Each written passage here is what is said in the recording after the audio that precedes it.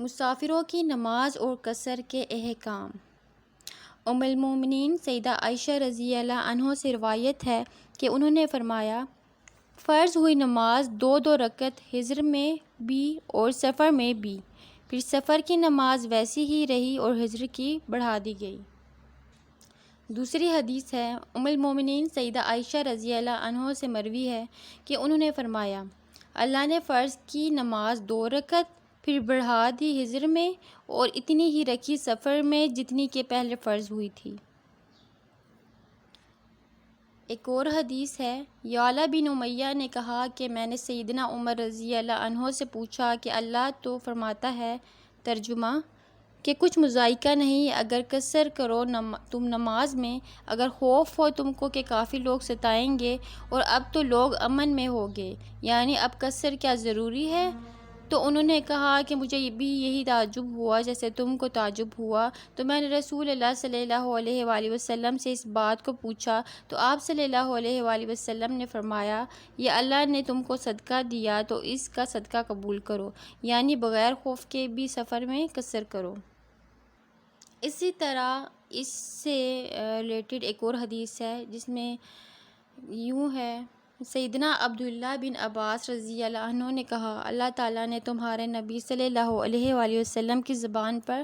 حضر میں 4 رکعت مقرر کر دی اور سفر میں 2 اور خوف میں 1۔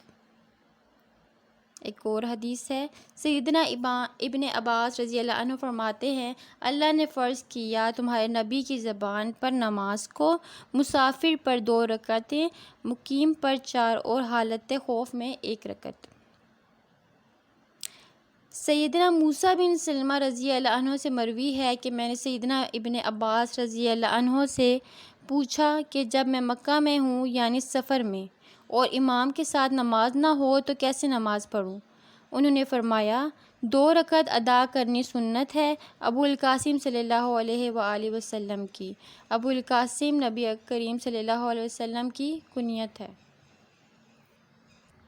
اسی طرح ایک اور حدیث ہے، حفص بن عاصم نے کہا کہ میں مکہ کی راہ میں سیدنا عبداللہ بن عمر رضی اللہ عنہ کے ساتھ تھا تو انہوں نے ہم کو ظہر کی 2 رکعت پڑھائی، پھر آئے اور ہم بھی ان کے ساتھ یہاں تک کہ اپنے اترنے کی جگہ پہنچے اور بیٹھ گئے، اور ہم بھی ان کے ساتھ بیٹھ گئے تو ان کی نگاہ اس طرف پڑی جہاں نماز پڑھی تھی، تو کچھ لوگوں کو کھڑے دیکھا، پوچھا یہ کیا کرتے ہیں؟ میں نے کہا سنتیں پڑھتے ہیں۔ انہوں نے کہا مجھے سنت پڑھنی ہوتی تو میں نماز ہی پوری پڑھتا، یعنی فرض پورا کرتا۔ اے میرے بھتیجے، میں سفر میں رسول اللہ صلی اللہ علیہ وآلہ وسلم کی صحبت میں رہا تو آپ صلی اللہ علیہ وآلہ وسلم نے 2 رکعت سے زیادہ نہیں پڑھی، یہاں تک کہ اللہ تعالیٰ نے آپ صلی اللہ علیہ وآلہ وسلم کو وفات دی، اور سیدنا ابو بکر صدیق رضی اللہ عنہ کے ساتھ رہا تو انہوں نے 2 رکعت سے زیادہ نہ پڑھی، یہاں تک کہ اللہ تعالیٰ نے ان کو بھی وفات دی، اور سیدنا عمر رضی اللہ عنہ کے ساتھ رہا تو انہوں نے بھی 2 رکعت سے زیادہ نہ پڑھی،